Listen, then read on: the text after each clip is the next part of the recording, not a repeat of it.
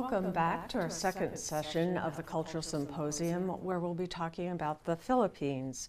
And Belen and Eugene Asidao, I have known them for many years. They're Chicago readers with us, and we have really, I really admire both of them and their work. So you're in for a real treat.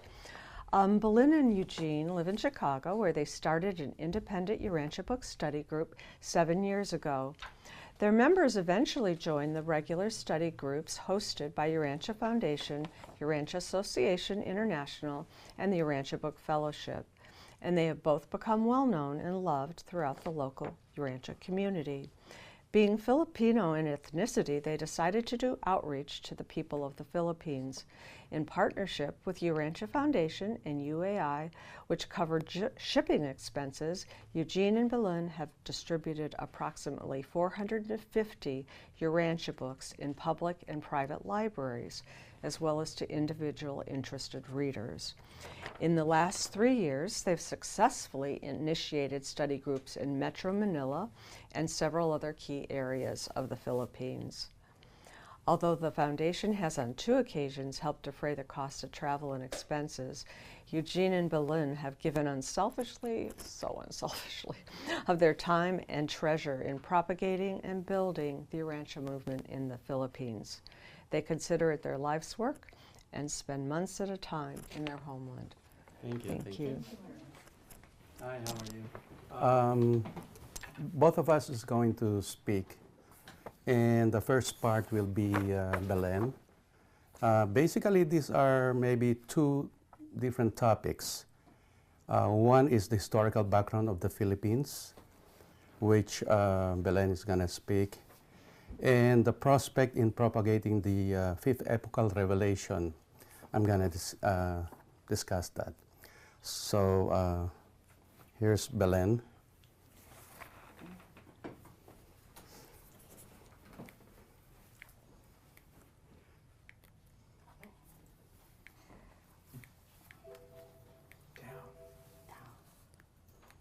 Okay, let me start with the geography, the official language, and the population of the Philippines.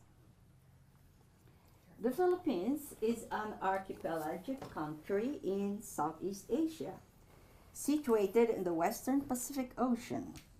It consists of about 7,641 islands that are categorized broadly under the 3 main geographical divisions from north to south: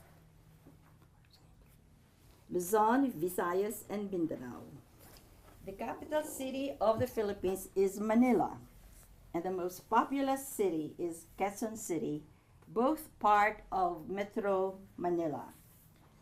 Bounded by the South China Sea on the west, the Philippine Sea on the east, and the Celebes Sea on the southwest, Philippines shares maritime borders with Taiwan to the north, Vietnam to the west, Palau to the east, and Malaysia and Indonesia to the south. The Philippines' location on the Pacific Ring of Fire and close to the equator makes the Philippines prone to earthquakes and typhoons, but also endows it with abundant natural resources and some of the world's greatest biodiversity. The Philippines has an area of 132,606 square miles, or roughly the size of New Mexico, which is 121,590 square miles, and smaller than Montana, which is 147,042 square miles, and 1/2 the size of Texas, which is 268,581 square miles. So any foreign power that controls Philippines will be able to project its military might in the whole of Asia and Middle East. The country has been colonized by Spain for 333 years, USA for 48 years, and for a brief period by Great Britain and Japan. There are at least 108 million Filipinos and the 13th in the world's population. More than 10 million reside and work overseas outside of the Philippines. It is the largest diaspora populations, spanning over 100 countries. The Filipinos have two dominant traits: love of family and strong religious faith. Okay. I can show you where I live, where I come from. This is Manila, where Eugene comes from. And this is Negros, where I come from. Here. Yeah. Right there, Negros. Okay. Islands. So let's talk about the society's evolution: politics, economics, and religion. During the pre-colonial period, there is an evidence of early hominins in the Philippines that was about 709,000 years ago. According to the study by France Museum of Natural History, with Thomas Ingico as the lead author, pushes back the arrival of the first Homo species of the Philippines between 631,000 and 777,000 years ago in a period known today as Pleistocene. It is widely known from the researchers that the Austronesian people and the Chinese from the mainland constitute the earlier migration. Austronesian peoples include Southeast Asian, Polynesian, and even black people called Atas or Negritos. The biggest number of Austronesian people who migrated were Indonesians and Malays. That's where our first speaker came from. Among the royalties, they are mixed with Indo-Aryan and Dravidian blood through genetic testing. So what were the earliest religions of the people? The earliest religions were animism, Hinduism, and Buddhism. Among the empires that brought Hindu and Buddhist religions were the Malay Sri Java, Javanese Majapahit, Brunei, Malacca, and Khmer empires. By the 14th and 15th century, Arab and Indian missionaries and traders from Malaysia and Indonesia brought Islam to the Philippines. Muslim religion spread throughout the islands, though it never consolidated its political power on the national level on what it is called now the Philippines. Islam became more consolidated in the southern part called the Mindanao Islands. Mindanao Islands. Can you go back to the Philippines? Mindanao Islands is here. These are where the Muslims are, basically. About 10% of the population. Go ahead. From year 1565 to 1898 will be the Spanish colonial rule. The first incursion of Spain in the Philippines was in 1521. They did not succeed as their leader, Ferdinand Magellan, was killed by a local chief, Lapu-Lapu. The second expedition was by Ruy Lopez de Villalobos in 1543, who named the Philippines Las Islas Filipinas, after King Philip II of Spain. The Spanish colonization began with the arrival of Miguel Lopez de Legazpi's expedition on February 13, 1565, from Mexico. Spain brought in Catholicism, Spanish language, education, agriculture, and industry. What we call Philippines is the result of Spanish colonialism. So from the year 1762 to 1764 is the British occupation. As part of the 7 Years' War, British Army regulars and British East India Company soldiers occupied Manila. Many Indian sepoy troops and the British captains mutinied and were left in Manila and some parts of the Ilocos and Cagayan. The ones in Manila settled at Cainta, Rizal, and the ones in the north settled in Isabela. Most were assimilated into the local population. So from 1872 to 1898, we should talk about the Reform Movement, the National Independence Movement, and the First Philippine Republic. Can I just interject? The British occupation was short-lived. It's only 2 years because the Spanish has a strong foothold already on the Philippines. So they were only able to succeed in the Manila area, but most of the provinces, they cannot hold on to it. That's why they have to sign a treaty, Treaty of Paris, and then they left. So they are only there for 2 years. Okay, go ahead. Okay. So the reform movement for the Philippinization of the clergy culminated in 1872 when 3 Filipino priests, Father Gomez, Father Burgos, and Father Zamora, were executed because they were accused of instigating the Cavite Mutiny in 1872. This is by guillotine. Okay. This started as a reform within the Catholic Church because the Philippine-born Spanish mestizos are not given equal rights with the Catholic hierarchy. Within Within the Catholic hierarchy. The reform movement ended in 1896 when the most prominent leader, called Dr. Jose Rizal, was falsely accused of leading the revolutionary movement whose leader was Andres Bonifacio. On June 12, 1898, Philippine independence was proclaimed against Spanish colonial rule. In the year 1898 to 1942 and the year 1945 to 1946 were U.S. colonial rule. Can I interject on that? Okay.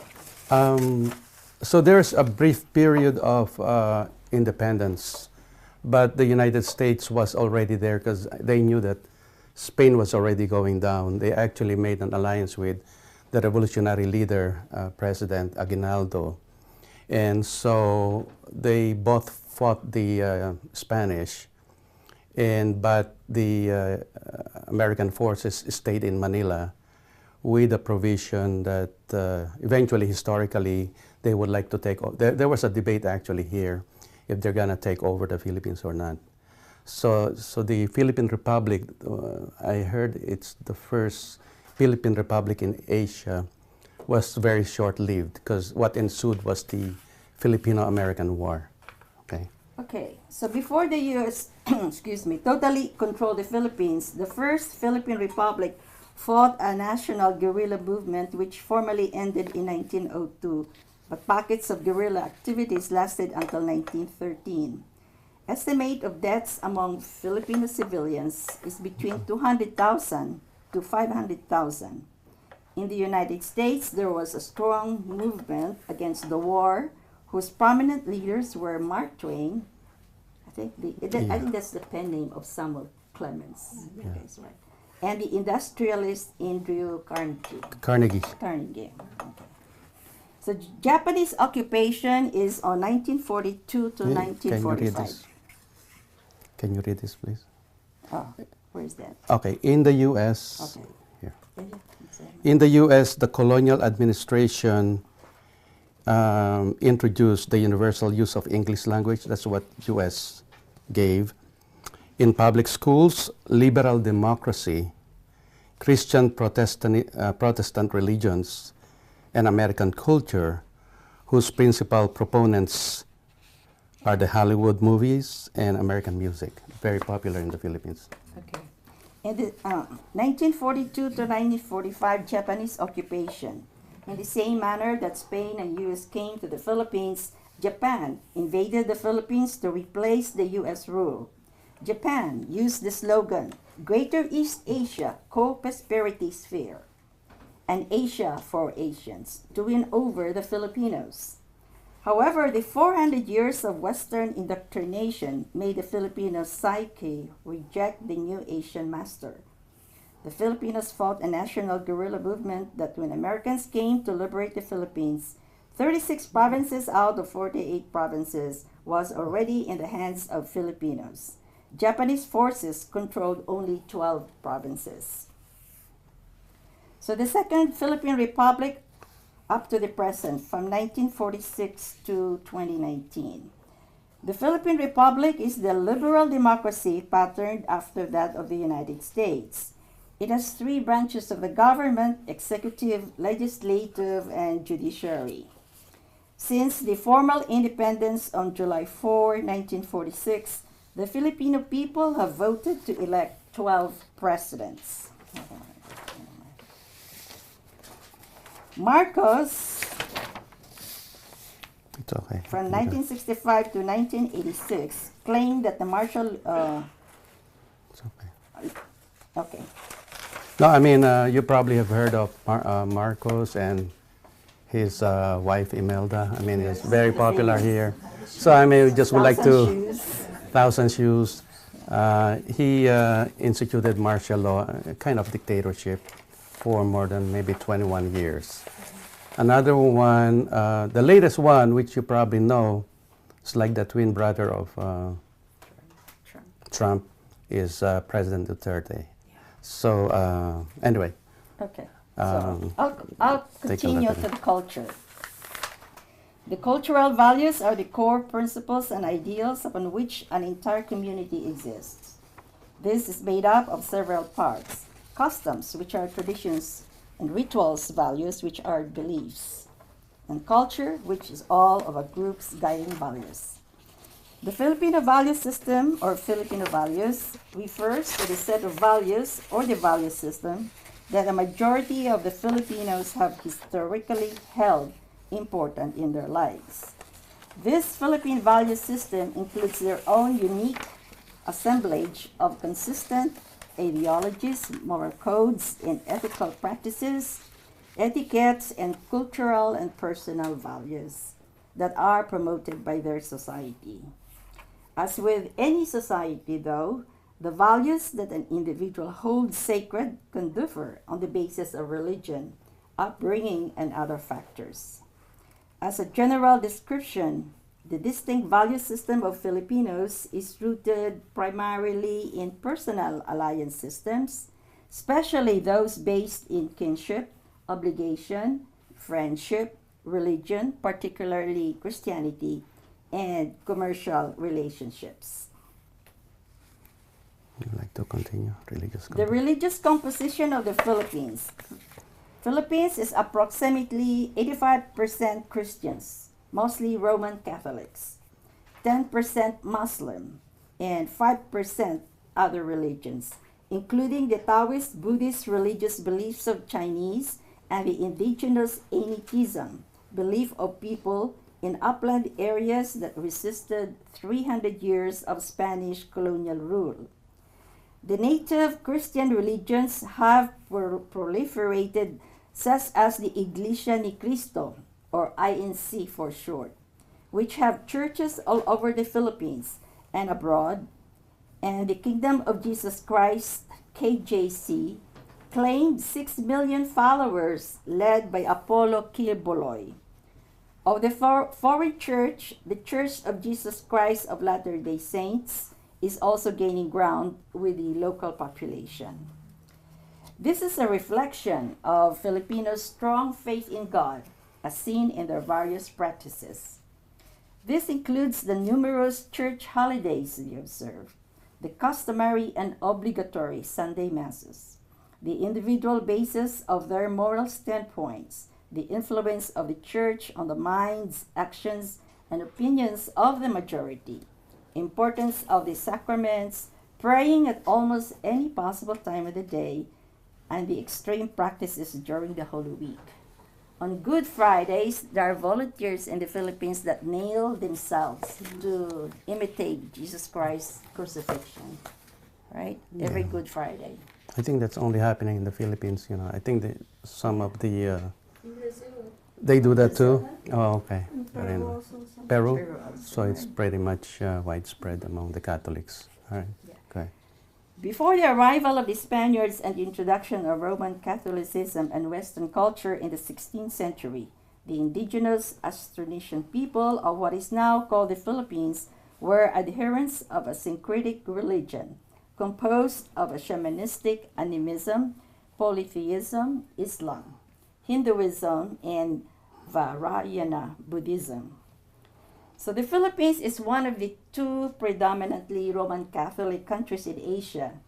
The other one is being East Timor. East Timor religion is 96.9% Roman Catholic. Population of East Timor in 2015 was 1,167,242. Okay.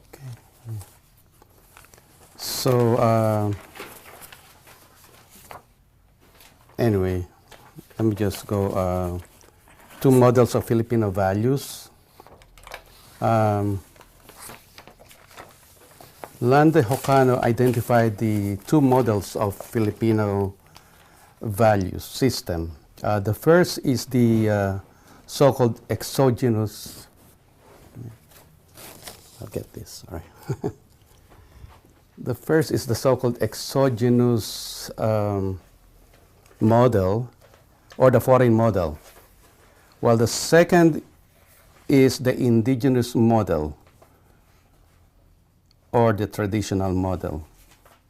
The foreign model is described to be legal and formal model.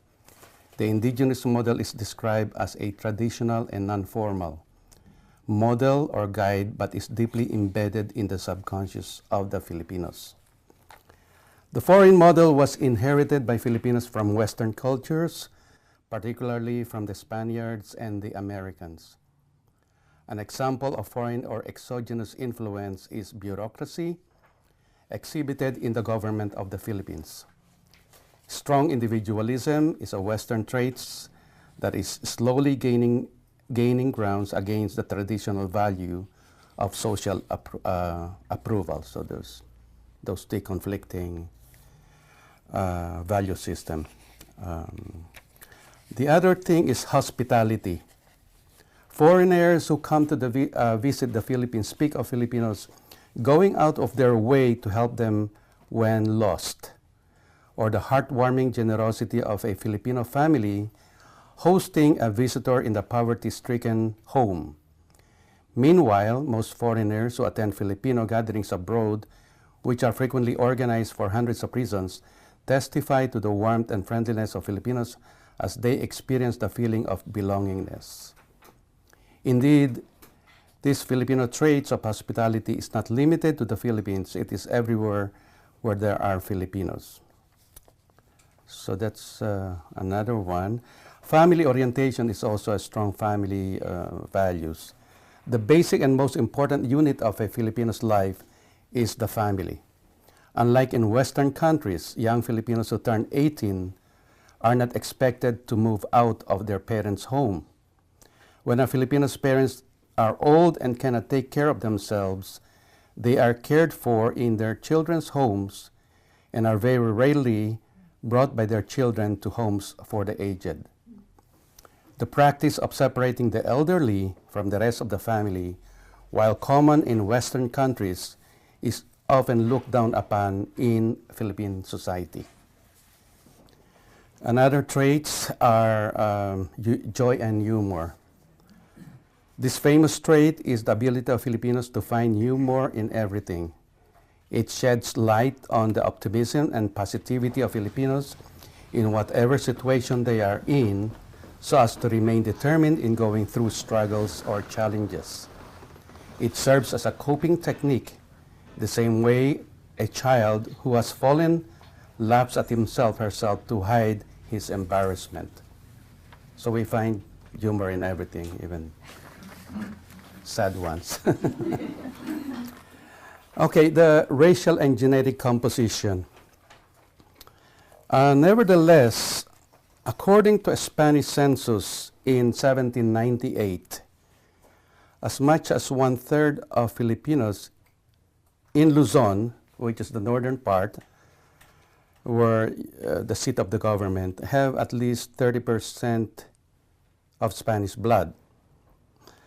But we really don't know. Possess varying degrees of Spanish and Latin American ancestry. Actually, the Spanish who went there, their soldiers are a mixture of mestizos, because most of them came from Mexico. So they have the Indian or the red blood too, but they intermix also with the local population. Official percentage of Filipinos with Spanish ancestry is unknown. However, in research by Dr. Puruganan, New York University Dean of Science in 2013, he concluded that Filipinos are the conclusion of Austronesian evolutionary result of 377 years of Spanish colonization, 50 years of American colonization, and being a melting pot of Asia in pre-colonial era.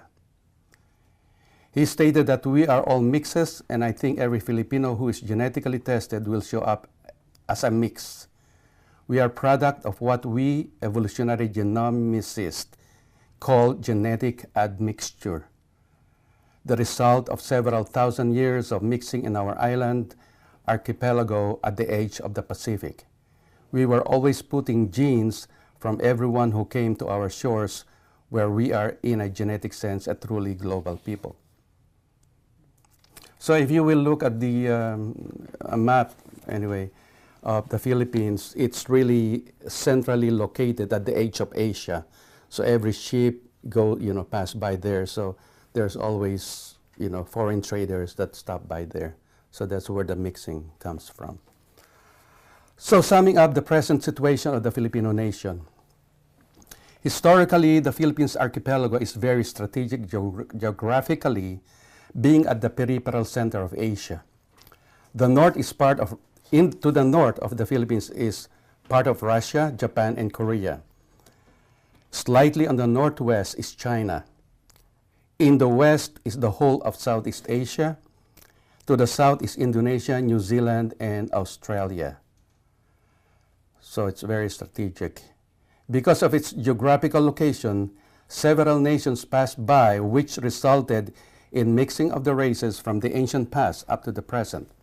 Great powers coveted the islands because of its military, political, and economic importance, which can project their power in the whole of Asia. Spain, US, Great Britain, and Japan have gained foothold on the archipelago. Now, with the rise of China, some islands in the Philippines are being controlled by the People's Republic of China with their so-called quote-unquote 9-dash line claim from their ancient past. So it doesn't go with international law. Usually it's only like 10 miles away from the Philippine shores, okay? But based on China's 9-dash line, they occupy most of those islands. So it's like the whole sea there, around there, is controlled by China now. Filipinos' contact with the East and West make the genetic pool possibly one of the most mixed race in the whole of Asia. The 333 years of Spanish colonization and the American direct and indirect control brought in the Western values mixed with Asian values.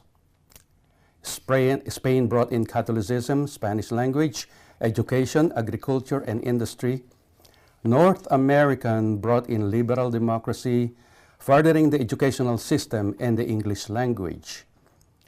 English is the second language, official language of the Philippines, and is now the medium of instruction in colleges and universities.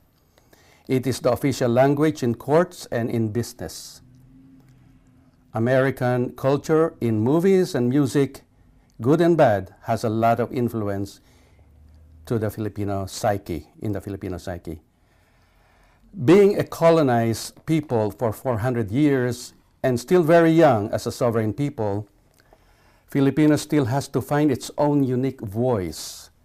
But the Christian religion, the blend of East and West in culture, and the widely spoken English language among the educated make this race of people very important to the propagation of the fifth epochal revelation. The more than 10 million overseas Filipinos working in more than 100 countries of the world make them a conduit to the Urantia revelations, further propagation to those nations where they work as overseas worker in similar manner. like the Jewish people during the rise of Christian religion. It is the largest diaspora populations spanning 100 countries. So if you will look at this is, I think the Philippines is very important for the propagation of the fifth epochal revelations. Based on those factors, language, strategic location, the influence of the East and West, which they can connect all over. Another thing here is that the biggest call center, maybe you are talking to them, a lot of them are from the Philippines because it's cheap labor. They pay them maybe between $300 to $500 a month. So it's proliferating. India has some, but I think the Philippines has have more, and it's all over the Philippines. So that's one. And then the maritime industry, in terms of the shipping, containers and cruise. If you go cruises, usually you'll find a lot of Filipinos there too. All over Middle East, Asia, even in Africa, especially United States. In the 60s, they needed medical people. That's why you got nurses and some doctors. Recently, you have the domestic helper. How do you call them? Caregivers. So I think one of the reasons why they hire them is because of the English language, so they can communicate easily. So that's one. So I'm going to discuss our experience on building the Urantia movement in the Philippines. Okay? So this is what I was talking about, almost another topic, but it's good to go to that. So basically, we started in the Philippines around 2014. Though there are contacts already since the 1980s, but it did not, I guess, progress for whatever reason, okay? So when we went to the Philippines, we call it the phase one is distribution of the Urantia book. So we did it, I think, 3 times. And in some of the paper that we wrote, it described there how we did it. But it's like selecting the top 200 universities and colleges, going to most of them, going by hiring a vehicle for 2 weeks, going around, different places. Sometimes we go to the 4th floor because, it's not a very, some of the universities are not very high standard where you have to go to 4th floor, without any elevator with 100 degrees Fahrenheit. So you get a sauna bath when you go there in the library and then going back. So, there's some work there. But I guess the spirit is pushing us. Was able to do it with our advanced age, So we did that between 2014 and 2017. The phase 2, what we call the phase 2, is the gathering of contacts.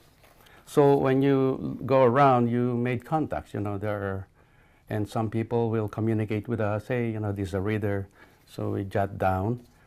And or newer people who are interested, so we educate them and encouraging them to form their own study group. So that's between 2015 to 2017. And then the phase 3, what we call it phase 3, is in starting 2018, so it's only last year. We started we thought that in order to develop a good study group, we need to have trained facilitators, good readers, who really understood the Urantia book. Because we have an experience, and maybe some of you will know. Do you know anyone knew George Samis here? You know him, right? He transitioned already. But we met him in, he had married to a native in the Philippines in the north. And this is the picture, we can pass it around. And we actually developed a study group in his home. And you know, his wife is part of a tribal group called Igorot in the northern part. And usually the custom is when you call them, you know, the whole clan go there. So we close to 20 people went there, and we tried to develop an active group or a core group that will handle that. But I think after a year, George Sammy's transition. So we were not able to form a regular, because when we call them, it does not do any more meeting. So this is the example, you can pass it around. So based on that experience, we thought that you cannot hold an organization if you don't have a group of people who are really dedicated. You can influence some, but the mainstay is very important. So in phase 3, let me just read this so I don't forget anything.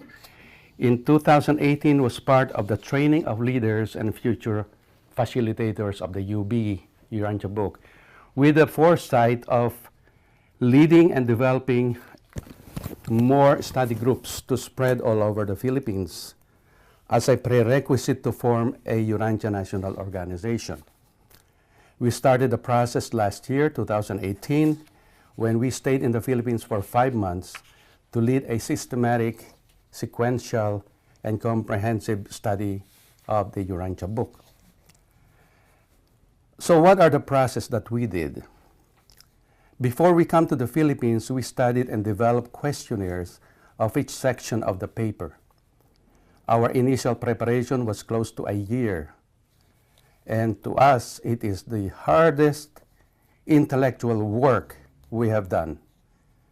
It is a pioneering work for us without any blueprint, but having a vision. We use our spiritual guidance, intellectual logic, personal finance, and financial aid, patience, and perseverance. For example, to create one questionnaire for a single paper, it took us 7 to 10 days to study, research, and edit again and again.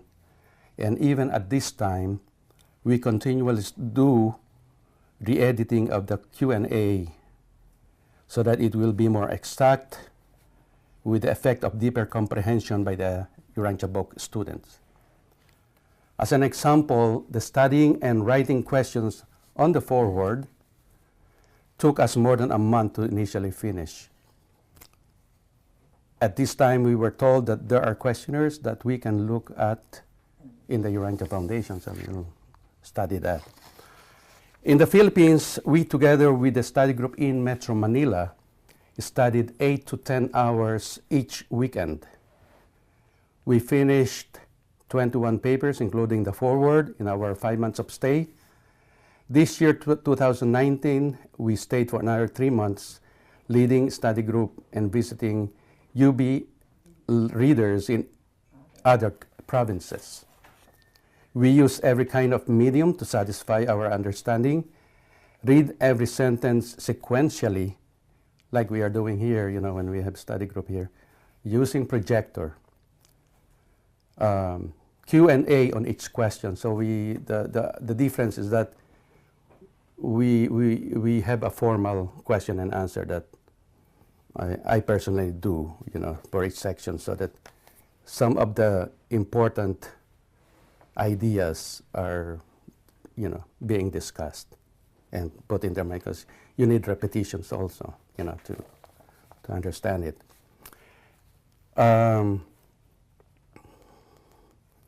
Envisioning, for example, drawing on a whiteboard, so that's one also. Our understanding of what particular author's description, as an example of the Isle of Paradise, which is very hard concept. We even debated on the correct understanding and answer to each of the questions To make the analogy, it is like climbing to the intellectual and spiritual mountaintop. I mean, that's a way. Stretching our imagination to the zenith, developing muscles to our brain cells, putting pathways in our neuropath and nervous system. But most importantly, we use spiritual principles to apply concretely in our daily lives so that we can learn, so that what we learn is a vibrant living study and application of truth, goodness, and beauty, and not just a mere intellectual exercise. So what are the effects? For one, the Metro Manila group are now meeting once a week and using the method which we started. The leader or facilitator of each paper is being rotated so as to train everyone, and are given assignment in advance between 3 to 5 weeks in advance before facilitating the study group meeting.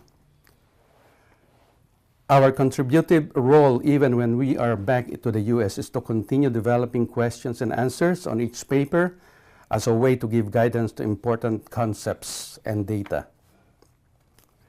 So we figure out that this process, even if it is slow, is developing our deeper comprehensive understanding of the Urantia Book. The advanced students being trained as a preparation when more study groups will be organized. So that's the reason why we're doing that. We'd like to have more training of this group of people. We believe that in any organization, the key to its stabilization are the initiators or core group or core of individuals who have the commitment, perseverance, and knowledge of the Urantia Book. Not all can be committed initiators. We know that. Not all will be serious readers. Some will be the core leadership who will carry. Some will be just believers, but because they know and read the UB, but they might not necessarily have the commitment. And some will be followers because they trust the leadership. Each will contribute to the development of the overall Urantia movement. So what is our foresight now on building the Urantia movement in the Philippines? Our prayer is to have only one Urantia National Association in the Philippines, but that there will be sectoral associations within the national formation. Of major importance are the following that we can possible to organize. Number one of this, which is the study groups. This, in our view, is a training ground for the future leaders, facilitators, and teachers. This institution is for regular readers, serious readers, and committed organizers. These advanced individuals within the study group will be the spiritual and intellectual mind of the Urantia movement, together with linking, encouraging, and leading other UB readers. They will head up every committees and institutions that may develop out of the need of the evolving Urantia community. The second group that we would like to, or we actually started already when we came back this 2019, is youth associations. This will be the future for the continuation of the Urantia movement. The youth have the strongest energy, but they will have to be guided on the principles laid out by the fifth epochal revelation, and through the responsible guidance of senior members. When we have a vibrant youth organization, we can be assured of the future of the Urantia movement. All religious movements start with youthful membership. When the youth is neglected, an association or movement will weaken and eventually die. We consciously should narrow the generation gap as an insurance in building a continuous youth associations. and a movement for change start also with the youth. The third sector that we can identify is the Women Association. Let me just quote in the UB. It says here in paper 721, the evolution of statehood entails a progress from level to level. And number 8 of that is the due recognition of sex equality and the coordinated functioning of men and women in the home, school, church, with specialized service of women in industry and government. Another quote on paper 84, a man and a woman cooperating even aside from family and offspring are vastly superior in most ways to either 2 men or 2 women. Also in same paper, the modern idea of sex equality is beautiful and worthy of an expanding civilization, but it is not found in nature. Each sex will always have its own special sphere, albeit they will ever and anon overlap. Only socially will men and women complete on equal terms. Men and women need each other in their moral and spiritual as well as in their mortal career. The fourth one, which is a unity of the 3, we call it family associations. Family is the smallest unit of a society. If you look at it, one of the strongest traits of Filipino values is also family, so we make use of that. Each individual in a family has a role to play: mother, father, children, male, female. A strong family structure is the nearest and the strongest unit to be influenced by Urantians. By our examples, we can influence our family members. This is the unit where we can practice the Urantia teachings, not only intellectually, but more importantly, in practice. Our family is the nearest and the natural unit of our society where we can apply the Urantia principles on values and meanings.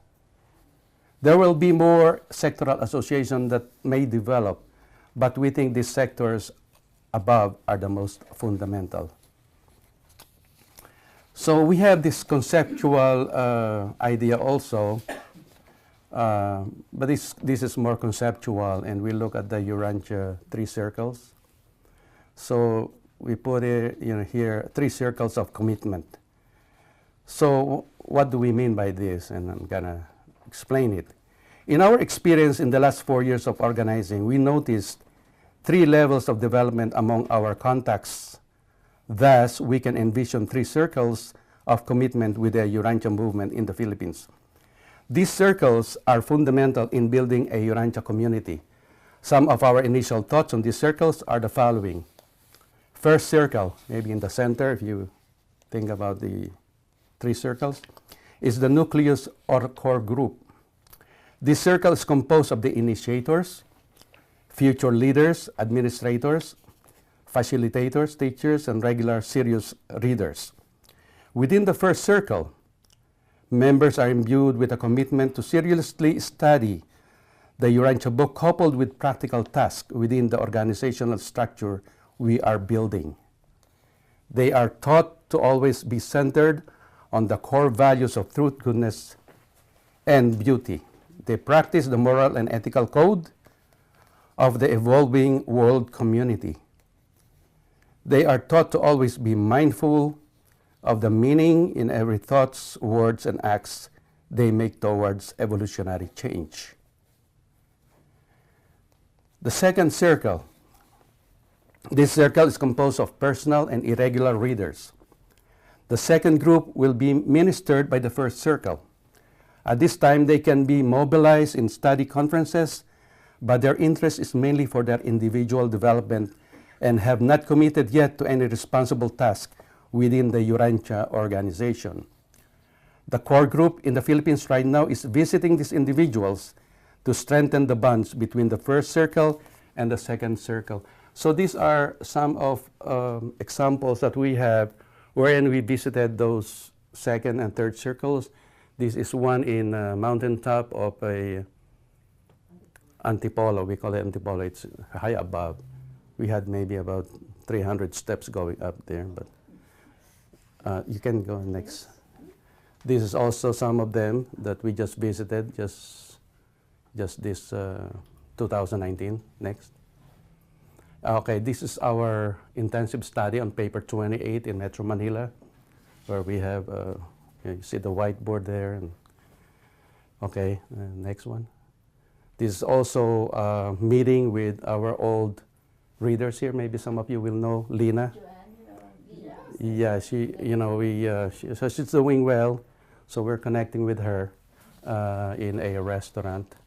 And this is another, you would say, recruit or who wrote us an email, you know, an attorney who have read Urantia. He's been to all types of religious organizations. Like he said, he's a Buddhist right now, but he seemed to be getting closer now to the Urantia. So we'll see how it works. So those are combination of the second and third circle and the first circle. So the mainstay usually in Manila area will be around 5 to 7, you know, core initiators. In other provinces, you might have 2 to 3, you know. But then there is a second circle there. So the way I look at it is I always depend on the first circle, because the one who will act will be the first circle. So if you have good handle on the first circle, they can influence the second and third circle. But let me describe to you the third circle. This circle is composed of friends, families, supporters, and sympathizers. They can be invited and participate in social activities, such as in the celebration of Christ Michael's birthday and other Urantia social events. So we have an example of this wherein the last 2 years they have this Michael birthday where we did it in a park. And so from the first, I think it's only like 12, you know, people, and then, you know, we double it, it becomes 25 this 2018. So it's growing a little bit, bit by bit. Within the 3 circles, individuals are not stagnant. Individuals in the third circle can become members of the second or even first circle depending on their commitment to study, perform tasks, and the quality of their understanding in the Urantia Book knowledge and practical application. Individuals in the first and second circles may also change their position within the 3 circles depending on their commitment again and practical application of the UB principle. So some people can evolve spiritually, some can devolve too, you know. So that's how it works. The 3 circles of commitment is more of a conceptual framework rather than a bureaucratic designation in the Urantia movement. So you know, as an organizer, we assess who are in this, who, you know, what are the qualities, and we select them to special position. In conclusion, the first step we did was to seed the UB to individuals, universities, colleges, and public libraries. The next step was to gather the readers as a group. It took us 5 years to go to the third step, which is to train leaders and facilitators. So it's not an easy task. The third step will finish after we study the whole Urantia book in the next 4 years, while doing practical educational, ministerial, and organizing work to the second and third circles. So they don't just study, they had tasks to go to other, either not so active or friends or families. So we, even in a birthday party or we institute some of the principles of the Urantia, or there might be a talk on certain topic that is relevant to that situation. Okay, the third step will, in the meantime, we plan to have National Education Conference every year in the next 4 years to educate the readers and the individual religious seekers within the country. The second and third circle are our primary audience to hopefully encourage them to be part of any Urantia association association that we plan to organize. If our National Education Conference will adequately be successful, then regional, by regional I mean maybe Southeast Asia or Asia, and international conferences are possible in the next 4 to 7 years from now. So it's very, we don't know if we're gonna do it. We're just projecting, you know. So it's up to us still, you know, if we can do it. But it's good to have a plan, though. You know. We are projecting that within 4 to 5 years, we can have experienced leaders and matured readers to facilitate the Urantia teachings and to create more associations. The preparation for the next 5 years is to build advanced study groups, seminars within the youth, women, and family associations. So there's a difference between the serious study group and seminars because seminars, let's say for the youth, you have to have a specific topics that will attract the youth. You know, maybe some selections in Urantia and then expand it through their own experience. Same with women, same with family affairs, because all of these are in Urantia book anyway. So between 7 to 10 years from now, after we finish and publish the Filipino translation of the UB, we should act to reach the masses, hopefully in the hundreds, through book sales and public speaking. This is another thing that we were thinking that the way we assess it is that because Philippines is a Christian country, it's not so hard to really, you know, the fear is not too much as in, let's say, Indonesia or other countries where there's a lot of Muslim population. Also, the New Age kind of teachings is already widespread. So the fear of introducing Urantia, I think there's not too much basis on that at this time because there's also a lot of liberal teachings in there that people can, especially with the youth. So we were thinking of maybe, hopefully training people who are good in public speaking to speak maybe in, even selected, not necessarily you go to the street. You go maybe to universities where they have theology, philosophy class, and then you talk to the professor and say, hey, you know, we have something here to, if you want us, we can talk about this book, okay, something like that. So when we have both quality and quantity of membership, then we can organize a nationwide Urantia movement. In the near future, with the multiplication of Urantia organizations all over the country, and this is also one thing, this is what I thought. We need paid full-time and part-time organizers because the more it grows, the more you need people who will put in their time. And it's good in the Philippines because a lot of people are unemployed. And people who are Urantia readers who, let's say, you know, they're making so much and we can say, okay, you handle these 3 study groups or 2 study groups and you have this much that can satisfy their everyday, you know, food and whatever, you know, which is not very, very much, you know, compared to the US standard. So it's affordable from the way I look at it. So we need full-time and part-time organizers of facilitators and administrators. We should even at this time pay attention in having strategic financial foundation to support a physical center, future organizers, teachers, and facilitators.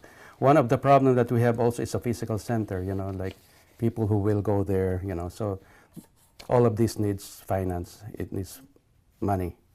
You know, having a meeting, you know, you do that in the house, sometimes, you know, the house there is not appropriate. Having solid core of leadership and having broad membership is the form of organization that we envision. Within the help of our seen and unseen helpers, these possible scenarios will help contribute to the worldwide Urantia movement. Thank you very much.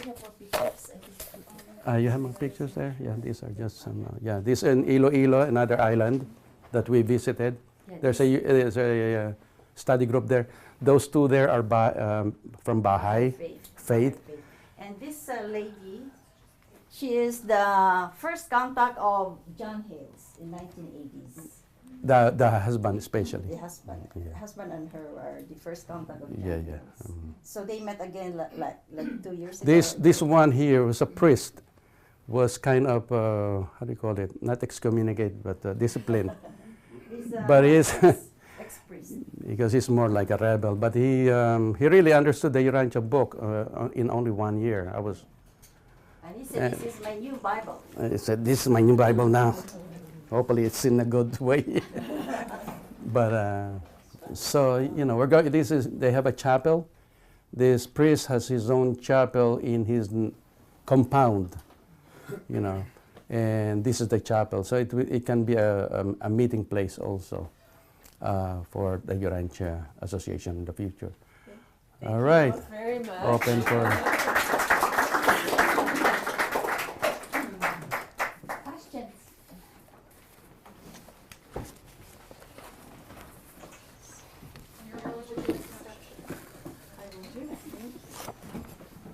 Thank you, Belen and Eugene, for your presentation.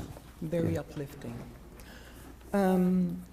What is the average age of the people that are reading the Urantia book right now? Okay, we only probably contacted only a part of it, you know, because we're still searching for those people. But so far, maybe we had contact with maybe 20 to 30 people.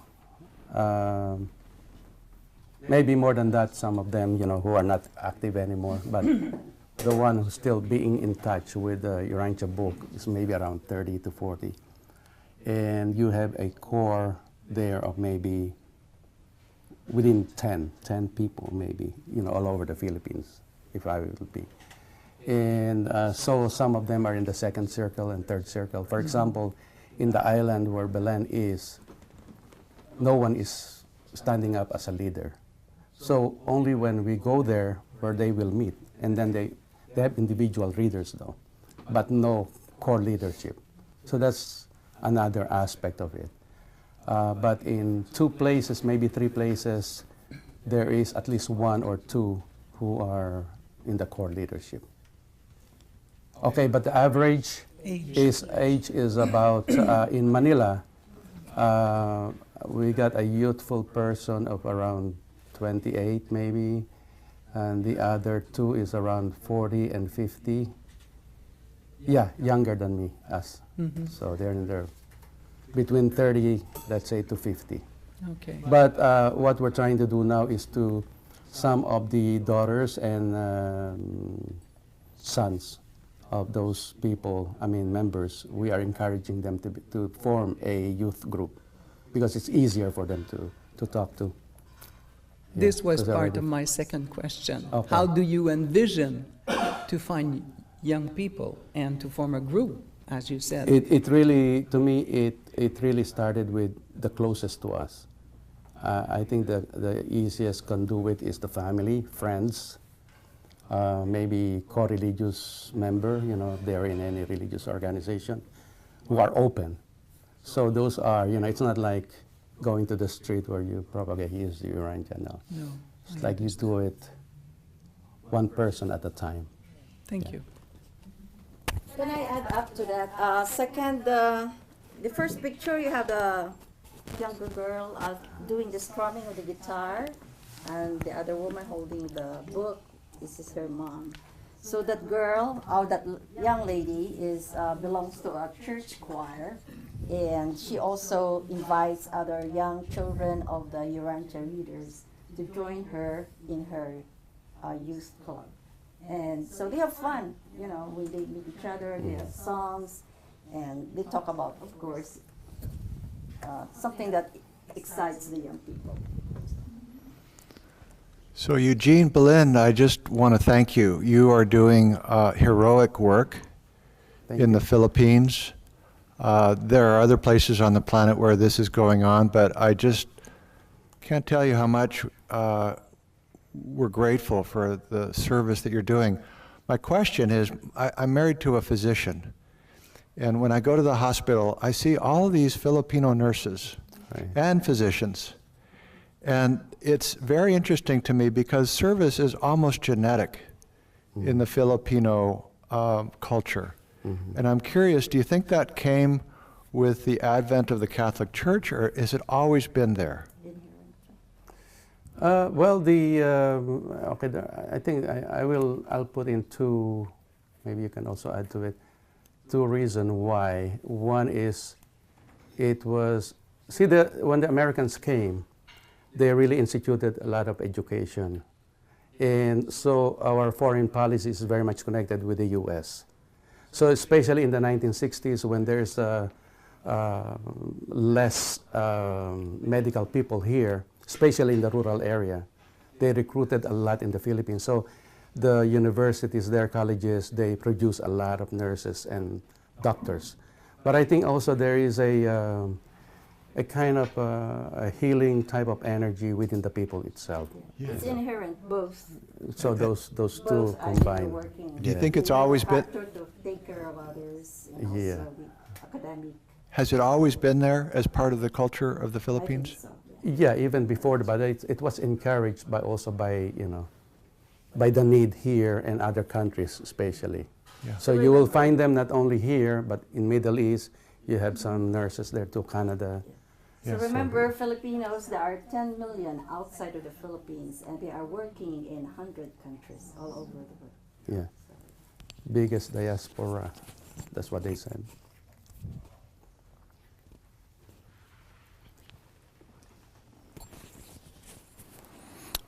Yeah, thanks for your presentation. It was really good. So I don't remember the number of readers your guest is in Philippines. You said maybe 100, if I recall well. Our contacts, I would say, and it might be more, but the contacts, personal contacts that we have is probably between 40 to 50. But we really don't know, because when we distributed all those books, we don't have any count on that. Maybe some angelic beings will have That's why some of them are contacting us, or bit by bit.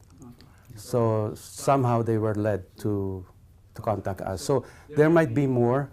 I would think at least 100 or more, who at least know and have the books. Well, we distributed. First of all, we distributed maybe just on individuals more than 100 books. So I'm sure some of them, if not all, are reading it. So, but not all those people that you gave the books would be, serious in that.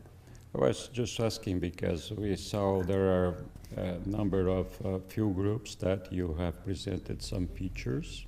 Yeah. And out of those people,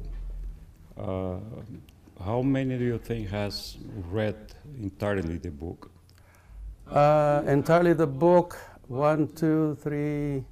I can count on my finger, but maybe around, the whole book. Some of them have read it 3 times, So there are real serious readers that too, but you can count on your finger, maybe 5.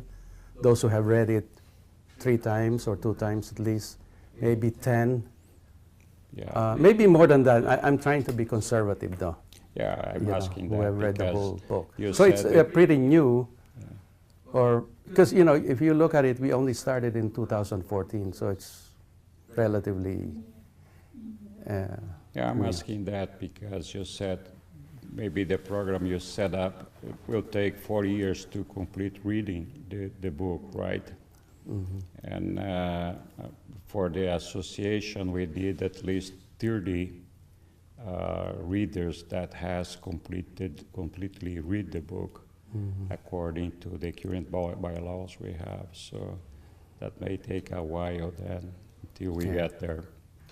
But anyway, thank you. I think you guys are doing a very great job there. Wonderful. This is not only us, but this is the effort of everyone in this room, because in one way or another, we support each other. In one way or another, we give in how to spread the book. So it's for all of us.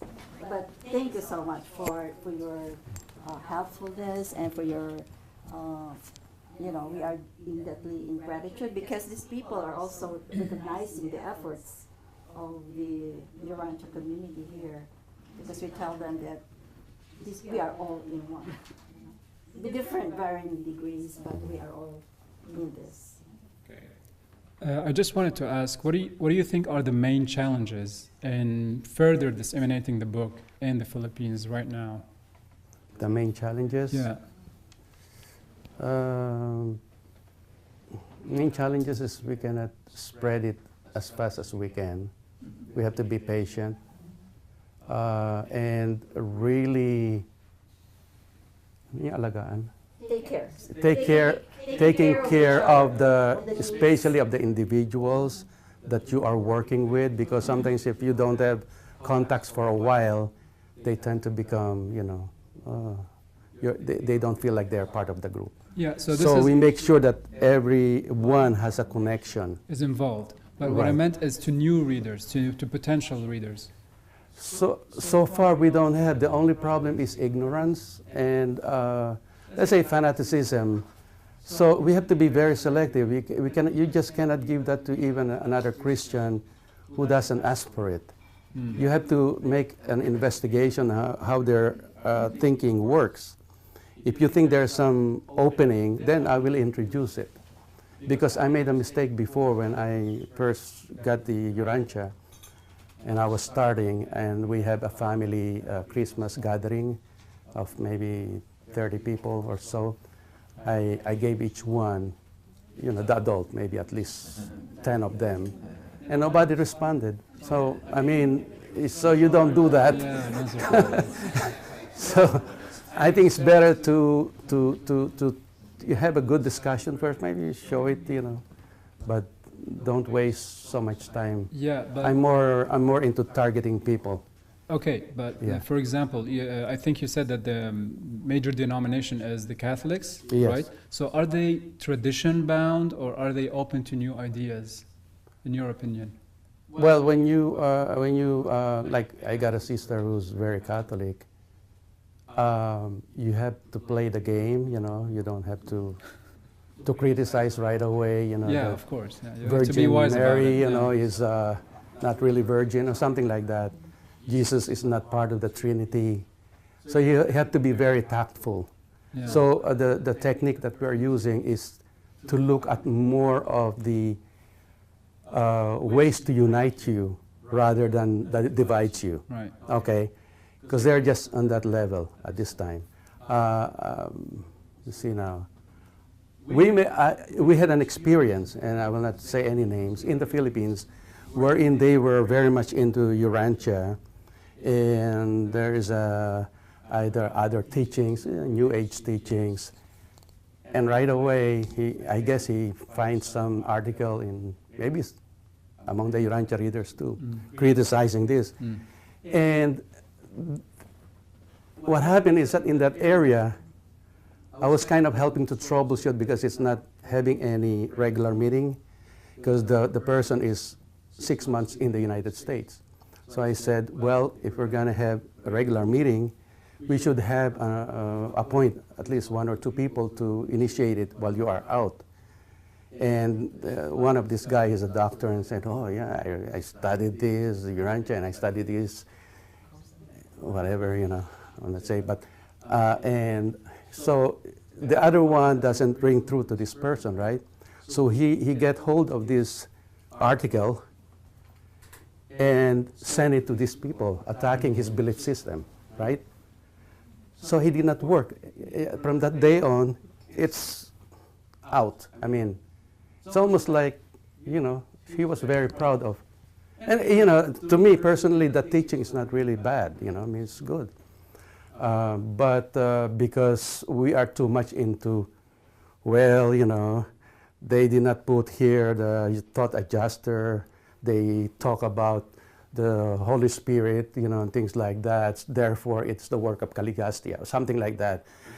And, people can be turned off with that, right? Because now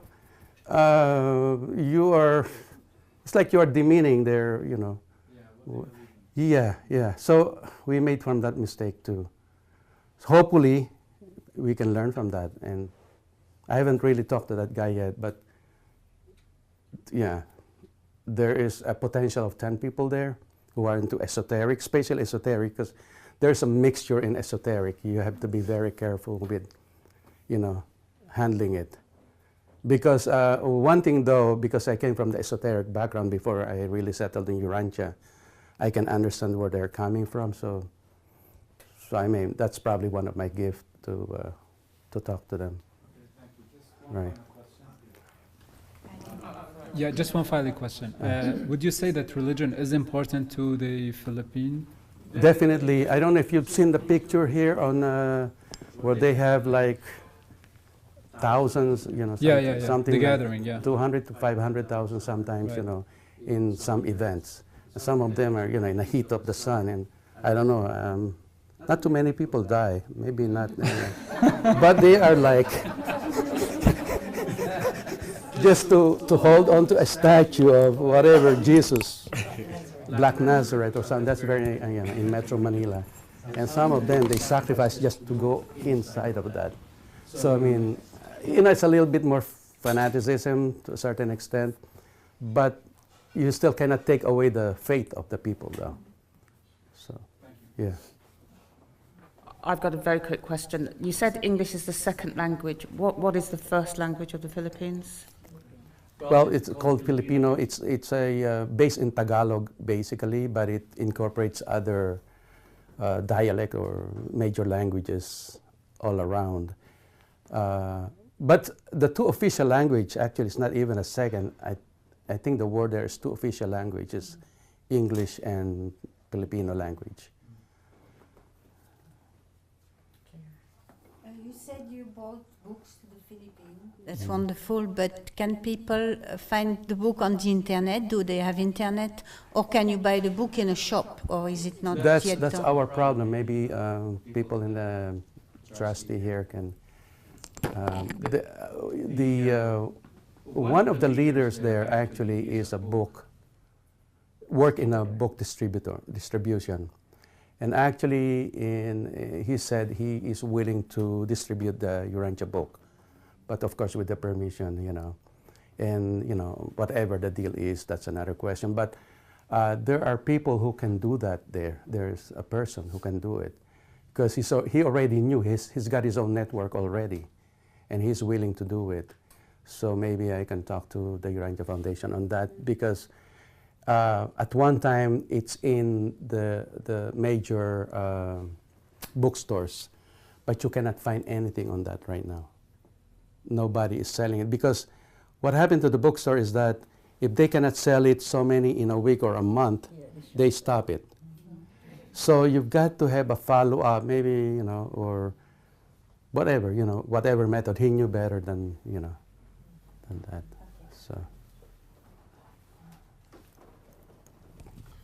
We can share experience of selling the books. Yeah. I've already done it in Ukraine, so and Henk already here. I have a question about universities. You said you try to go to universities, speak with professors, and so on, so on. How successful this was? Okay. Yeah. They're very open. Universities, especially books coming from here. The prints are good. The covers are good. There's so much of press than that. We are really open to, except for one school, De La Salle, because it's not imprimatur. There's no. Yeah, there are. We maybe of 100, I would think at least 100 universities and colleges that we went to. Maybe one to the most two, but most of them are really very, very Catholic, and they need an imprimatur, a sign by the bishop that they can take it. So there are some fundamentalist Catholics also, very fundamentalist, but a lot of Catholic universities are open. But it's not only Catholics though, that's university. There are a lot of private universities, so they're all open, no problem. Public libraries, of course they are open, we give it for free, that's one, So that's, it's not hard, it's like we don't even have a letter beforehand. We just go there, boom, you know, talk to the librarian. Yeah, you know, we introduce ourselves. We have the letter from the foundation and say we are, you know, we would like you to have this. And then we have picture taken and I send it here, so at least they knew that we are doing something. So something like that, real fast. It's so. But the talking to professors, that is more of a plan in the future, though. When we have maybe some, you know, U.S. Speakers can go there if we have enough, you know. I mean, we can do that. And the other thing also with Filipinos is that because of the Western influence, we call it, there's a colonial mentality. You know, they look at white people as, oh, it must be good, you know. So if you are white, American, I mean, it's a plus. You know, I know that it's not the best, you know, description of that, but sometimes you have to use that, and then, you know, more followers. Like Seventh-day Adventist American, you know, who went there, he was able to gather a lot of people during the United States occupation of the Philippines. The LDS, is it LDS? Mormon? Yeah, they are doing it. But see, the technique of the Mormon is that they have a lot of money. So they put up a church. And one thing with the third world that I can see, it's not like here wherein each one of us are kind of semi-independent financially. A lot of people are relatively poor. So if they can get something like, well, in this church there's a basketball court, so there's a plus. Or if you become a minister, you'll be given a little bit of stipend and maybe insurance, you know, health insurance, which is relatively cheap, I guess, in the Philippines compared to here. So they do that. So there is that material aspect also. Just to give you an example, 2 of our members in the core member doesn't have any job. To go to the meeting, we personally have to subsidize it, because if you don't give, you know, they cannot come. I mean, they will look for food first. So it's just the reality in third world. That's why I said, if it grows, you need full, you know, I mean, you have to select the one that's really good, who can really organize and dedicated and not only looking for money.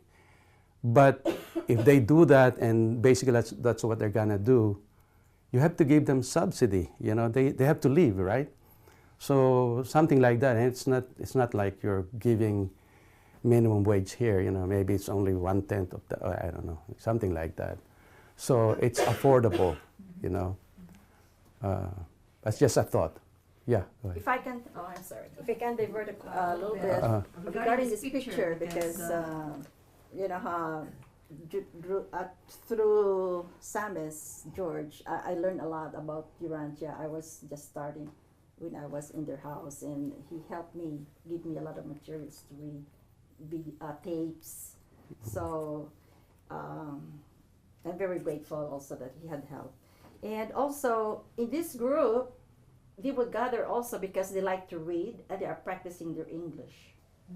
So that's one way also to attract, or not, you know, because once they know that they have the chance to read English through the book, they would come, so that you give them a little portion that they can read so that they can exercise their English. I think she would like to. Oh, go ahead. You go ahead.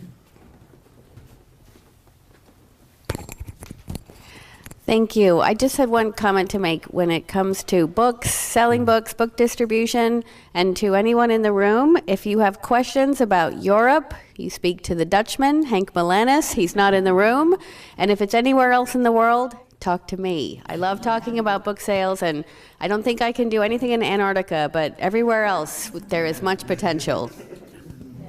We will talk to you.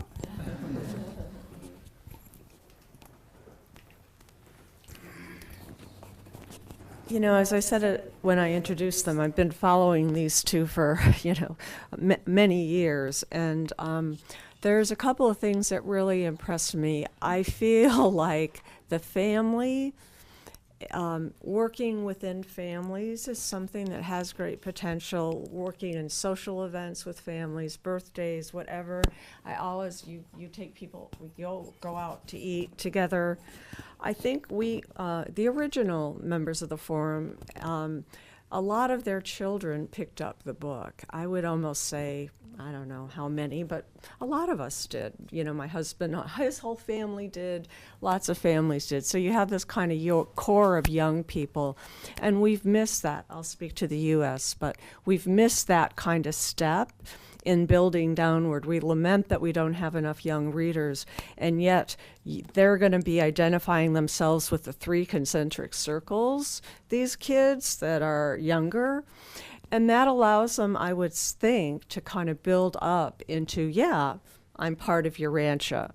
And even if they're not part of the kids aren't part of a study group, but they're doing social things. So I just wanted to say, I really think that we ought to kind of rethink family and also rethink the socializing. I mean, and I know you two are very good at it, but the social events are what bring people together.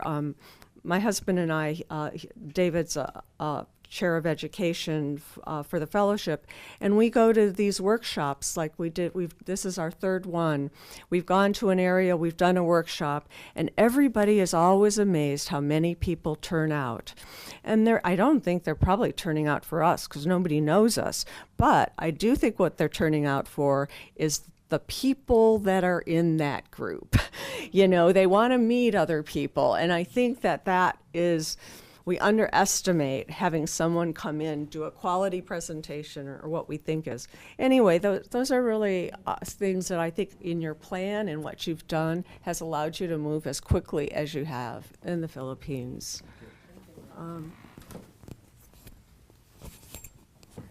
Thank you both. It's very inspiring to see, and I wanted to ask how much the difference is going to be once you have it in the native language, in Tagalog or Filipino. I think it will have a bigger effect because even though the official language, English is one of the official language, the common masses, you're talking about the educated class, basically maybe 10%. Maybe the one who can understand, who can converse with you in English, maybe 20, maybe even 50%, you know, depending on the quality of discussion. But I just gave one to a regular worker who's very open. He said, I have a hard time understanding. Do you have any Filipino translation? You're talking about the masses. I would think that between 50 to more than maybe even 80% would probably go with the local language. That's just my guesstimate, you know. Because I look at it, you know, the educated class between 10 to 15%, yeah, maybe they would go with English. But the regular masses, no, I don't think. Especially with the higher English in Urantia Book. Even some of the colleges. I mean, I have a one person that who get the Urantia, who is actually a theological professor in Adamson University, who is a member of Theosophical Society. And when I met with him, I said, I can't even understand this. I mean, this is a theology professor in a university, because he started with the forward. He's scratching his head, you know, how he can understand it. So it's not an easy, you know. I don't know if it will, but definitely it will have some good effect, though. You know, it's not a. It will take time. So, but really going to the masses, I think you need the language, the local language. Time for one more question, if anyone has it.